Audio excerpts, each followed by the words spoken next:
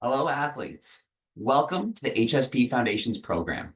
My name is Mike Haddock, and I am the proud owner of Haddock Sport Performance, and I am excited to take you through the introduction to the HSP Foundations Program. Now, over the course of this video, I will take you through everything you need to know to start this program and to successfully execute this program over the course of your off-season. I hope you're excited to begin it as much as I am excited to share it with you. So give me a moment. I'm going to share a slideshow here. And I have disappeared so that you may be able to see this slideshow. Now, what I'm going to do is take you through, again, each of the step-by-step process to begin the HSP Foundations program. Now, over the course of this, again, there's going to be a lot of information for you. But again, as we unveil each sort of step and stage, all of this will become clear and you'll understand how each of these pieces fit together. Now, our agenda for today, again, variety of topics to take you through this. A brief introduction. We're going to get into a light overview of some training science. We're going to discuss the practical implementation of this program through the Teambuildr app. I'm also going to walk you through a little bit of the history of this program, including the first program, or M1 program. And then we'll go through the next steps and have some space at the end. Now, let's start with the first question. Who is this guy? What is happening here? Now, again, I'm Mike Haddock, and I have had the privilege of working with ultimate athletes over the last 10 years. As it turns out, I am a strength and conditioning coach. This is what I went to school for. This is my professional expertise. And I've been fortunate to work in a variety of high performance places over the last 10 years and even beyond into my earlier years. Now, again, went to school for kinesiology and did complete a master's in exercise physiology. I worked in a number of high performance spaces, including Sheridan College in Toronto, as well as recently Haverhill College in Toronto as well. I've worked with a wide variety of athlete populations, again, from youth athletes all the way up to masters or grandmasters athletes. I've worked with casual intermediate populations of people, as well as, again, some of the best athletes in the world. And so this variety of experiences has taught me how to, navigate or program for a variety of experiences, and again, how to create an optimal experience for you all. I've also, again, had extensive experience in the ultimate world. Again, I've spent, a decade working with Toronto athletes, Canadian athletes, as well as international athletes. And over the course of this program, I have, again, built Haddock Sport Performance, which is how you've arrived here today. Again, worked with athletes across the world, a variety of countries, and again, including some of the best athletes in our sport. But over the course of this experience, I've settled on to a philosophy of what I'm trying to accomplish and how I might do this. Again, recognizing that this is a digital structure, recognizing some of the pros and cons of this experience, what I've settled on is this athlete education leading to athlete empowerment. Now, again, this whole HSP experience is around preparing you to be the best that you can be. And my hope is that you understand each of these components, how this all fits together to, again, help you achieve that performance. And so to simplify it, really, I want you to understand what you're doing and why you are doing it. I want you to know what each exercise and movement should look like, right? And what it shouldn't look like. And also what it should feel like and not feel like. And I do want you to understand how all these movements translate to the field and ultimately to your performance. And what I want you to recognize is that every rep, every set, and every workout, and every program builds on the previous work that you have done. And so there is a lot of learning, but each step and stage becomes easier as you build your experience. So what is our goal? Well, the HSP Foundations program is literally where I have all my ultimate athletes begin, right? It's labeled the Foundations program because I believe these are the initial steps that you need for the success in your career and for this upcoming season. This program is designed as a 3-phase program. So M1, M2, and M3. And each program builds upon the last. It becomes more complex, more challenging, and more intense. Our goal is to help you build your foundation and then continue to elevate your game into the future. So with that introduction out of the way, let's do a quick dive into some training science. Now, we are going to be providing you with a complete experience. There will be, again, programs and information components, lots of learning. But just as a starting point, again, this is a complete training guide. It is 3 cycles, 3 programs, each of which is approximately 6 weeks long. So the entire HSP Foundations program will take the average athlete 4 to 5 months. Now, what this might look like, right, here we have is a yearly training plan, a YTP. Under very traditional circumstances, again, if we are looking at an athlete who's preparing for a traditional North American summer season, this might look like their off season. Again, they may start their training in December or January and be leading up to a tryouts process in April or May.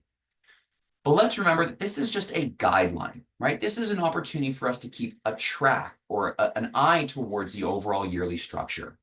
But this is not locked in. There's flexibility to this. And ultimately, athletes might be joining this HSP structure at a different time of the year. Regardless of where you are in the calendar, every athlete needs to begin with M1, the first stage program. Again, this is considered to be our introductory program. This is going to establish a lot of these base movement principles and a lot of the philosophical approach to, again, our movement skills. And so an athlete will begin with M1, again, theoretically complete it for 6 weeks, then move to M2, and then move to M3. But as I referenced, you might be joining at a different time of the year. And if that were to happen, you might not have, again, 4 or 5 months until your season begins. That is still okay. The goal will be to begin with M1 and complete as much as you can. And know that you can come back to this at the start of your next off season and either pick up where you left off or restart with M1 and again, go through it in a more accelerated manner. Ultimately, each of these 3 programs will set you up with the foundation for your performance success and allow you to build into future programming that, again, is more complex or more challenging or more appropriate for you. So, again, everyone's not on the same schedule, but we begin with M1. And so I referenced this idea that each program is 6 weeks. And this is based on the principle of the law of diminishing returns.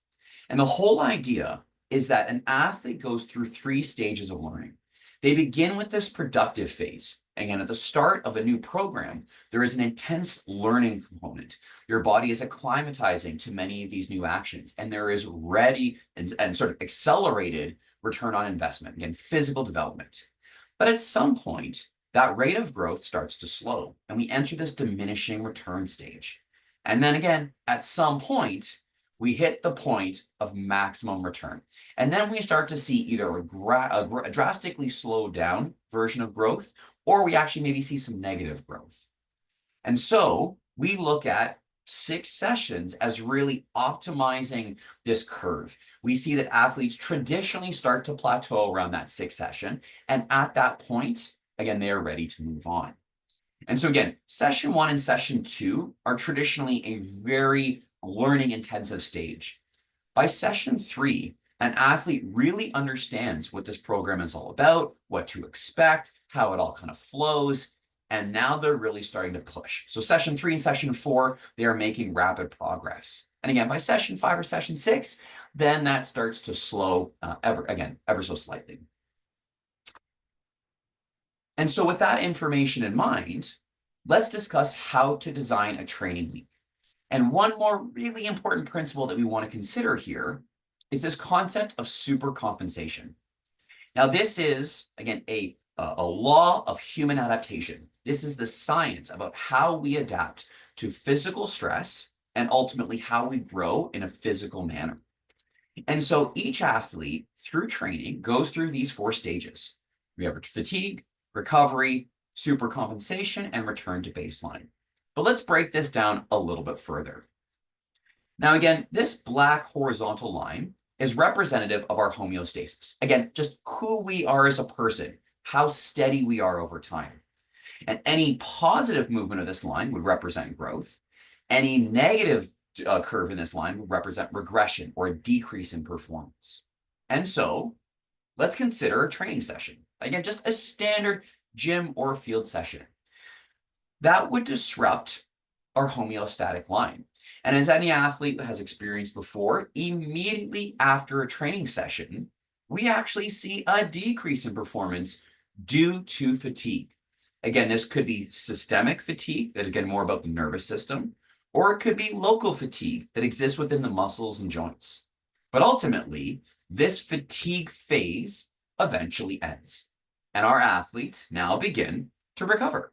And so now we see that there is a positive curve, a positive line back towards baseline. And so the nature of adaptation, how we grow as athletes, is that our body recognizes the challenge of that stimulus. It recognizes that, oh, that was really tough. And because that was tough, we should actually try to adapt. We should try to grow above and beyond where we were before. And so not only do we reach our homeostatic line, we actually go above and beyond. And this concept, again, is supercompensation. This represents how we grow as athletes. And so what we want to do is go through this curve. And this curve traditionally takes 48 hours. So again, we can't rush this process. Some athletes, through long-term training and development, they do see that this process can be sped up a little bit. But most athletes, are bound by this 48-hour rule. And so when this is done effectively, we would see steady growth and training that leads to a positive curve, a positive long-term growth in our performance abilities. However, if we don't schedule properly, if we don't recover properly, there is a chance that our training actually may lead to a negative trend line, that it might lead to a loss in performance, again, due to overtraining and fatigue. And so our goal is to ensure that you are getting the most out of this programming and using what we are providing to you in the best possible manner. So what might this look like? Our programming is traditionally 3 or 4 performance sessions per week. Now, when I say performance sessions, what I really mean is a training session that is specifically focused on increasing your skill set for ultimate. And so within that 3 to 4 day structure, and rounding up to 4, what we are traditionally looking at is 2 gym sessions and 2 conditioning sessions. Now, conditioning is a wide term. This basically means any session that is focused on running. And so down here at the bottom, you see that would include team sessions, such as games, tournaments, or practices. It would also include things like league or mini or Goalty, depending on what city you're in, what community you're a part of. Any of these sessions might classify as your 2 conditioning sessions in a week. Now, if you don't have 2 conditioning sessions in a week, maybe you only have 1. Maybe you've got 1 practice or 1 league night. And so our programming will provide you with 1 conditioning session per cycle. And so you might use that to, again, get yourself to that 2. We will also be providing you with 2 gym sessions, which we can call A day and B day. And so the HSP program, again, has a warm-up, A day, B day, conditioning, and we do provide you with an upper body session that we do consider to be a bonus within your week, but it is an excellent option for the well-rounded athlete that does have the time and capacity to do that. So let's talk about designing this week. We mentioned we are trying for 4 performance sessions per week. Again, on average, not every athlete might be prepared for that. You might choose to scale down to 3 sessions per week. But in order to do this, again, we want to think about super compensation, and we want to think about that 48-hour recovery cycle. And so if we need 48 hours, it means that we probably want to be scheduling our sessions on every other day. Now, if there's 3 sessions in a week, it's easy to fit 3 in 7, right? The math works out. But if you have 4 sessions in 7 days, then that means somewhere in the week, you need to have a back-to-back. And that's okay, as long as you recognize that on that back-to-back session, you are likely to be in a state of fatigue. You are likely to be somewhat compromised. And therefore, that second session might be executed at a lower intensity. And that's okay. In order to schedule your week, though, let's start at the beginning. Let's start with what we call your anchors of the week. What I mean by this is anything that is scheduled for you. So again, if you're part of a team or part of a league, you don't have a choice on when that scheduling is placed.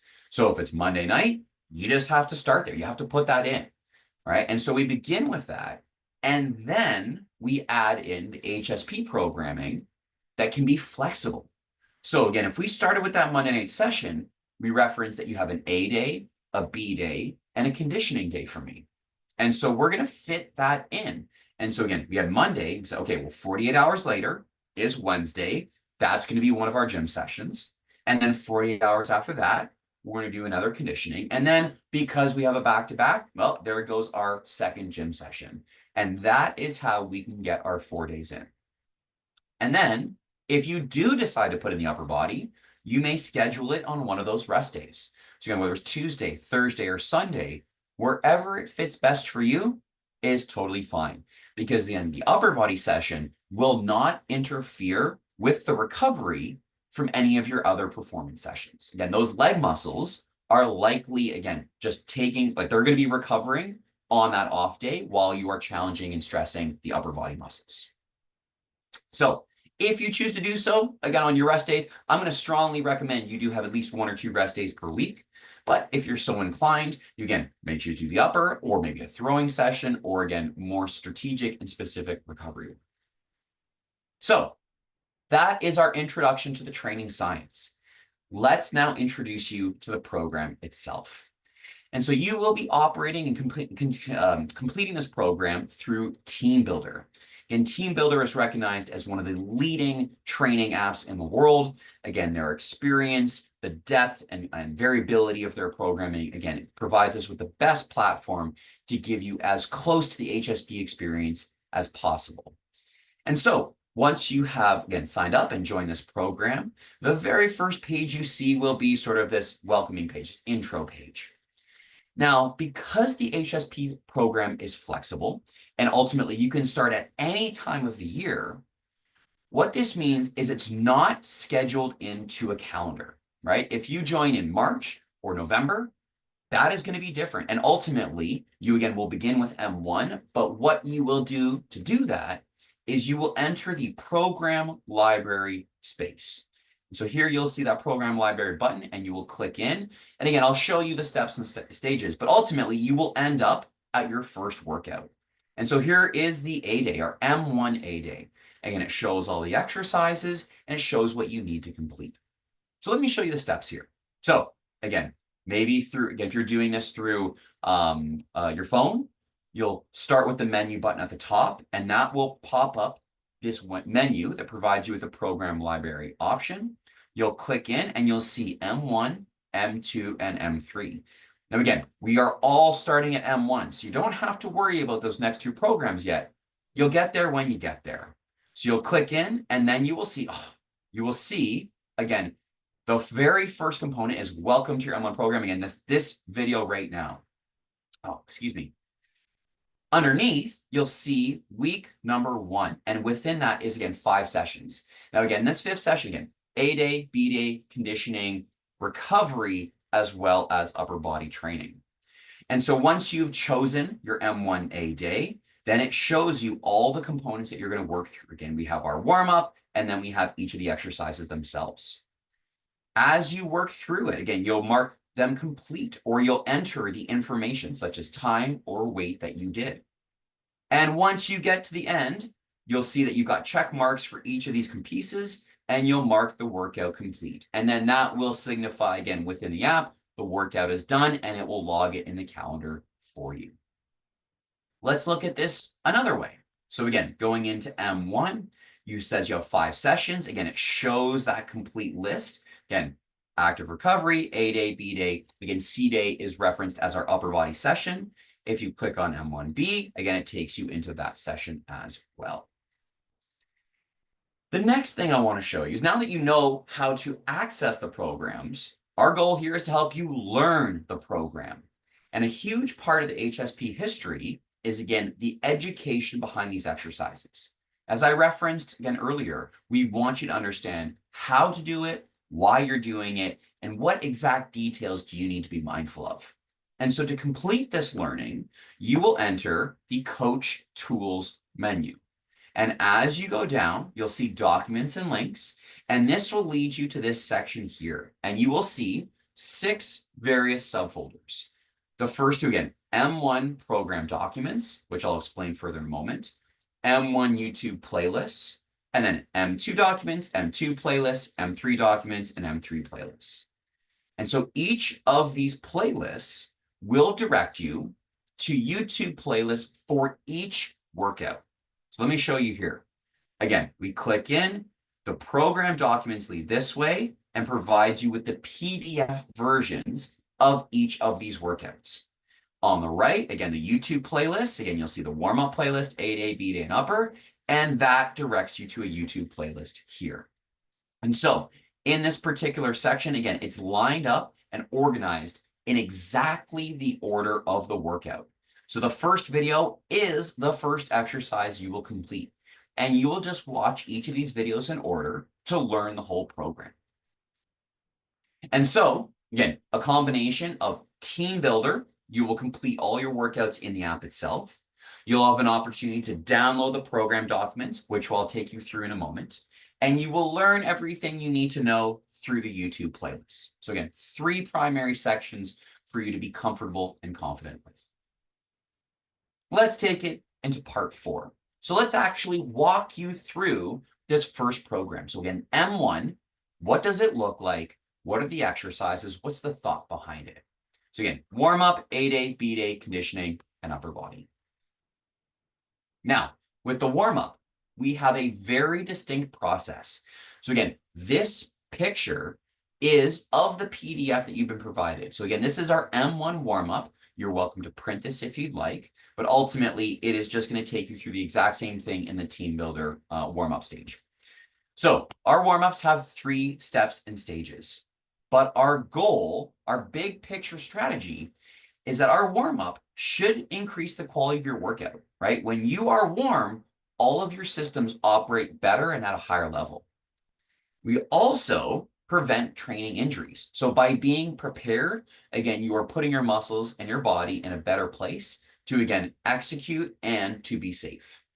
And when you do a full warm-up, it actually reduces additional stress, unnecessary stress, and it reduces future soreness. And so to take you from 0 to 100, like our goal is to, when you walk in on the, like when you start your workout, you're at what we call 0% readiness. And our warm-up will take you to 100% readiness.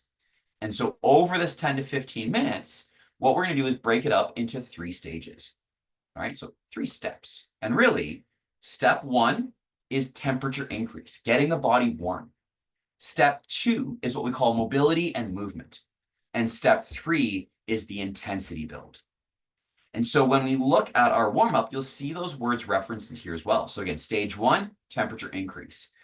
Just get your body warm, whether that's going on a bike, jogging on a treadmill, doing some stairs, or again, if you're out on a field, doing a lap of the field. From there, we get into our mobility and movement, or as referenced here, our general movement patterns. You'll see that we have bracing, which essentially is turning on the abdominal muscles. We have bridging, again, turning on the hip muscles. Then we've got some mobility with the fire hydrants and the greatest stretch. And then we've got some movements, again, squats and lunges. Final stage, getting into our intensity build. Again, you'll see A's and B's, some jumping, some bouncing, and some sprinting.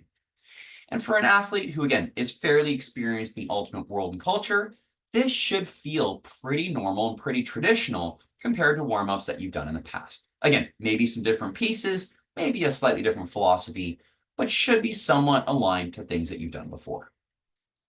And so again, your warm-up, there is a full playlist. And so taking you through all the components you need to know, and again, matching what's on the PDF.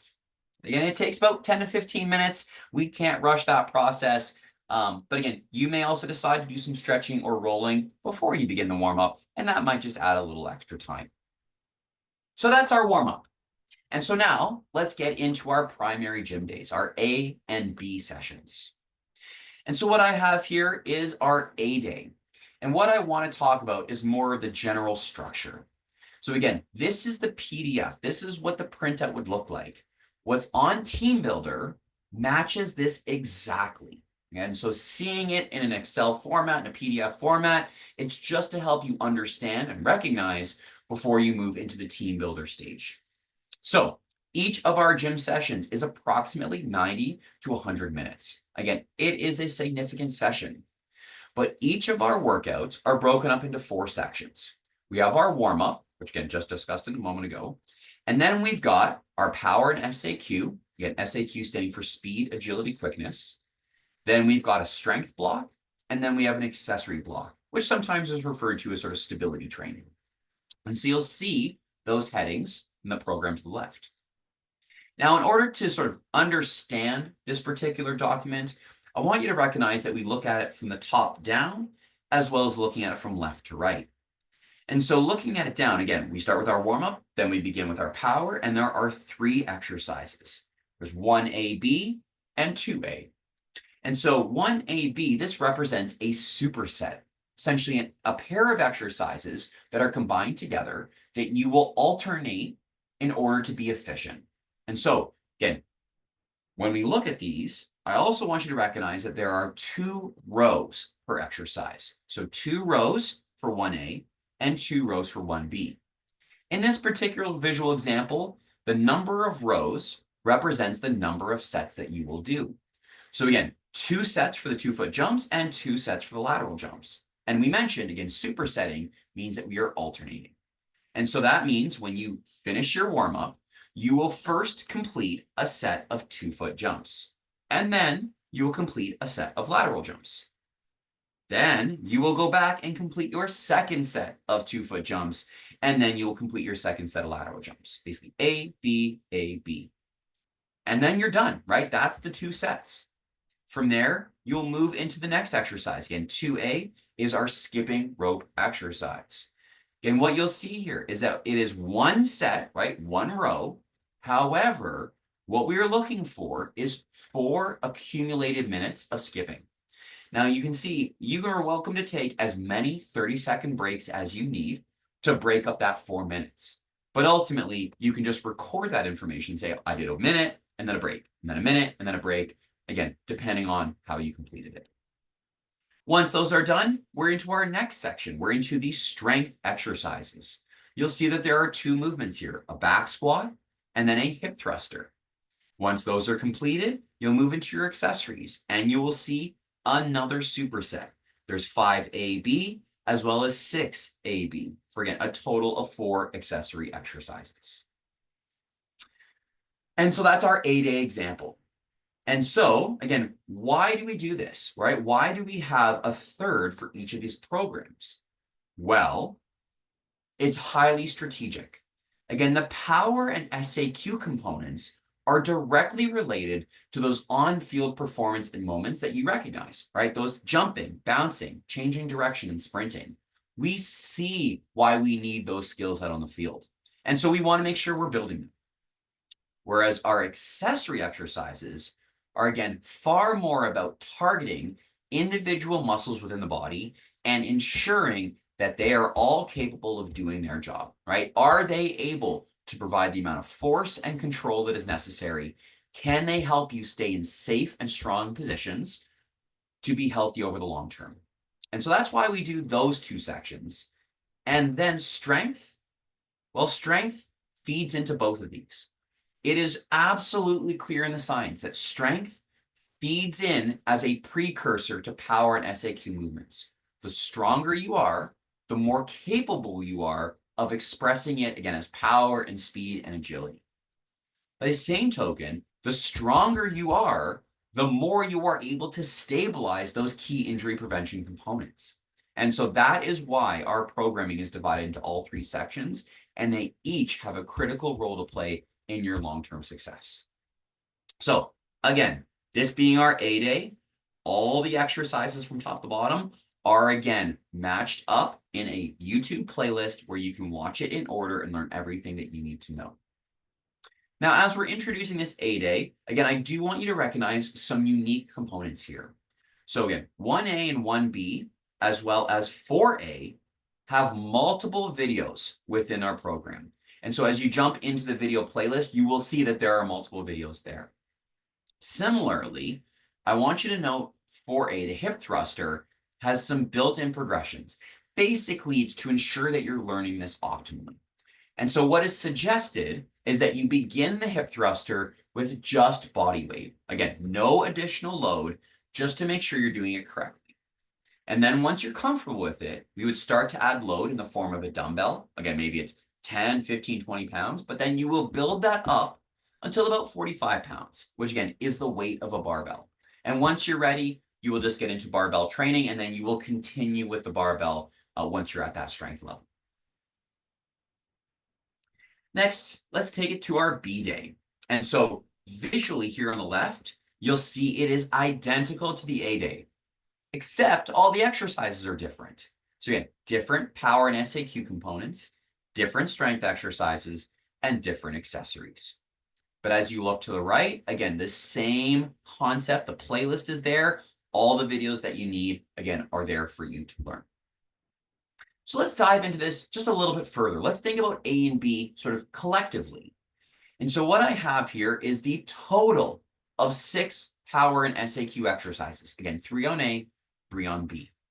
And so what these are essentially are a combination of 2-leg and single-leg jumps, as well as 2-leg and single-leg bounces.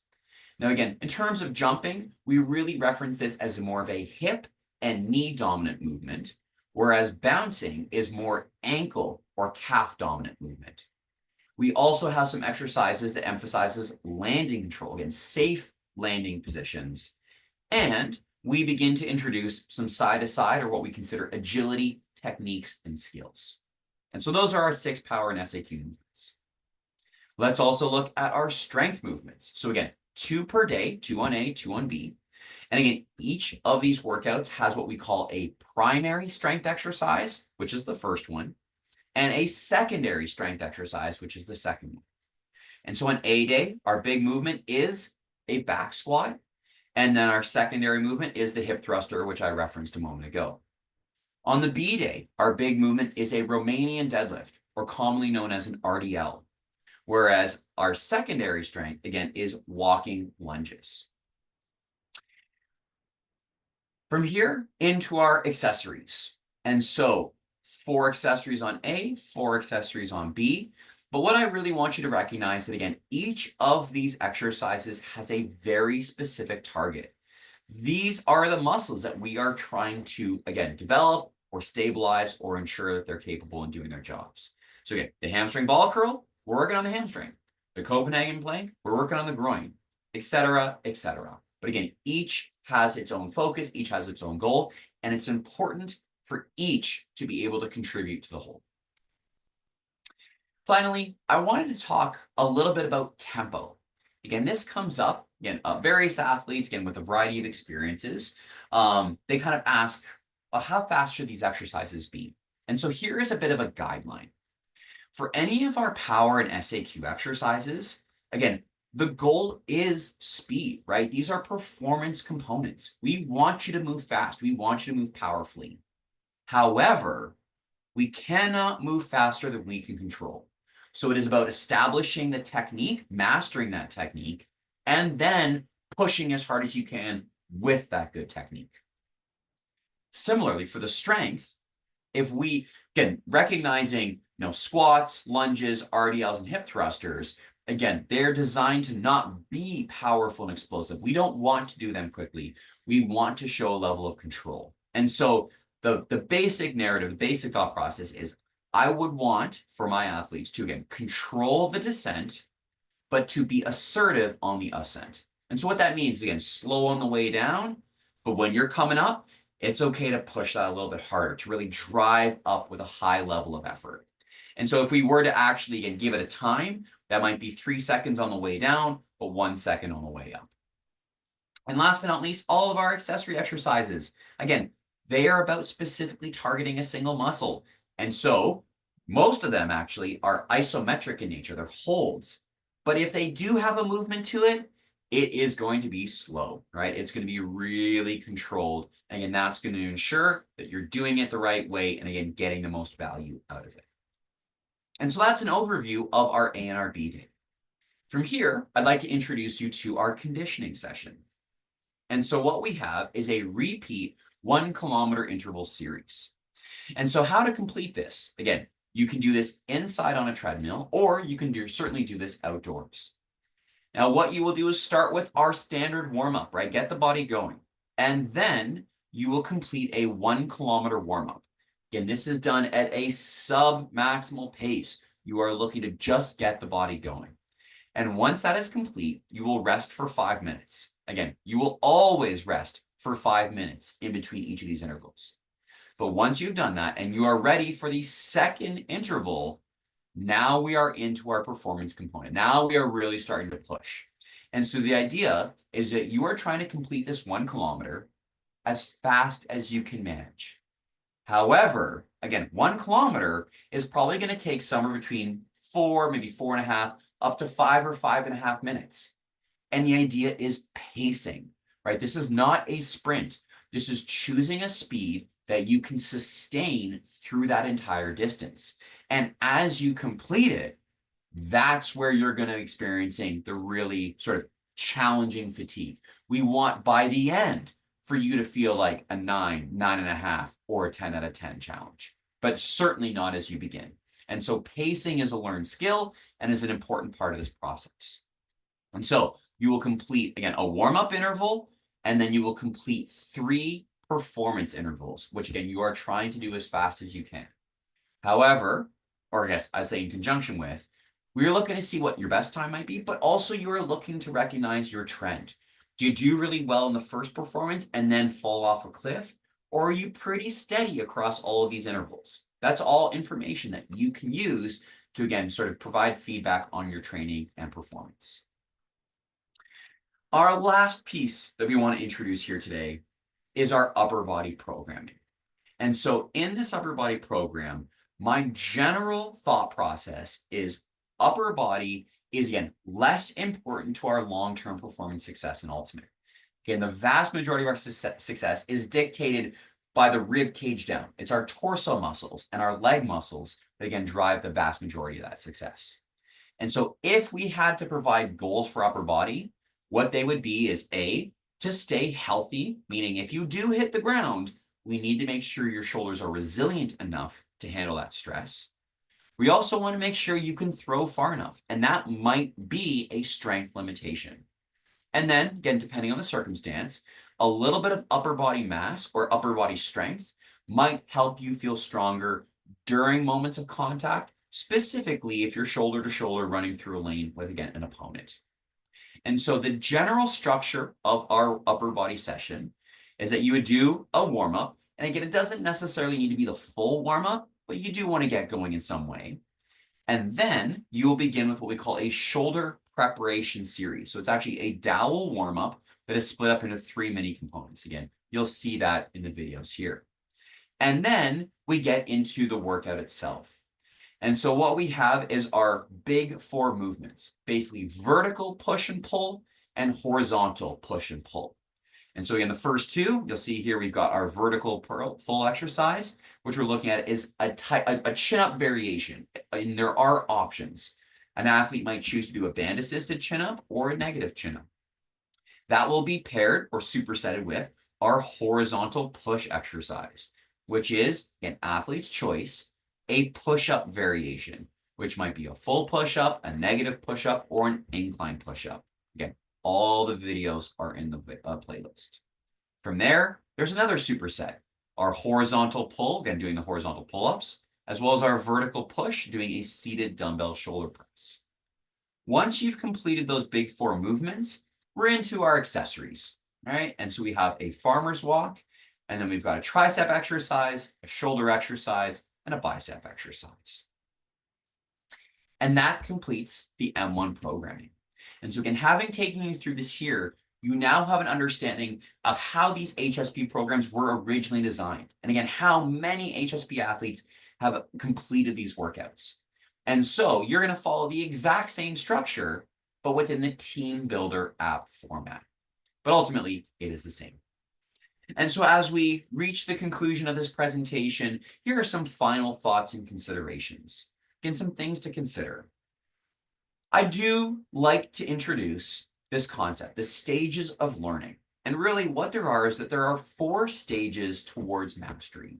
And really this is an understanding of how we learn and how we develop. And so I want you to consider this first stage, what we call unconscious incompetence. That basically at stage 1 as an athlete, you don't know what you're doing and you're not doing it right. So again, consider some of the exercises in the program today. Some of the exercises that maybe you have seen before, or more importantly, the exercises you maybe have never heard of before. The exercises you've never done before, again, you don't know what they are. And if you were to try right now, you wouldn't be doing it right. But through this initial learning stage, you will progress to stage 2, which is once you've learned, again, you have conscious incompetence. You now know what you want to do. You know, you've seen the video and you're like, oh, okay, I want to complete the exercise this way. But you're not quite capable of that yet, right? There is still technical challenge or possibly technical failure. And then through practice and repetition, you arrive at stage 3, which is conscious competence.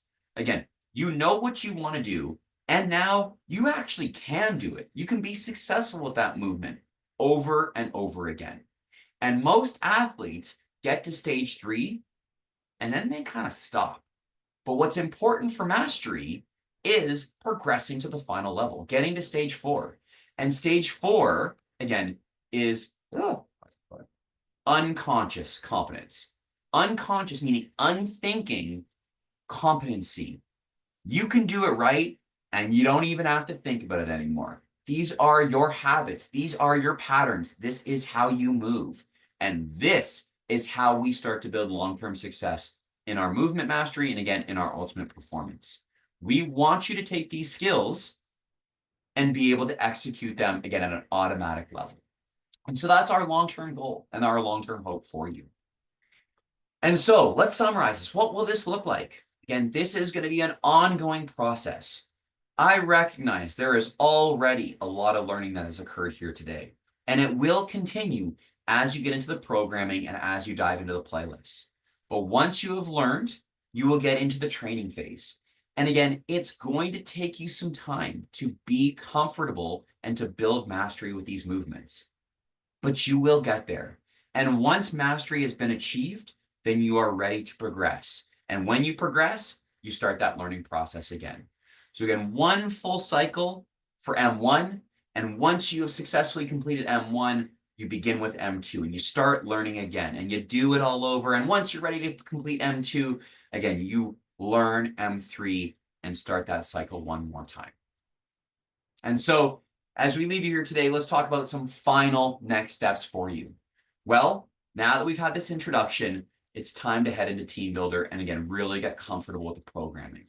So jump into the program library and specifically M1 and begin with the various programs. You'll start to learn, again, the videos through YouTube. You'll find it through the documents and links section. And then you're ready to train. You're ready to get into it. And so M1, again, our goal is 6 weeks or 6 rotations through each of your training sessions. And that it is okay if you need more. If it takes you more than 6 sessions to gain mastery, that is just your journey and your timeline.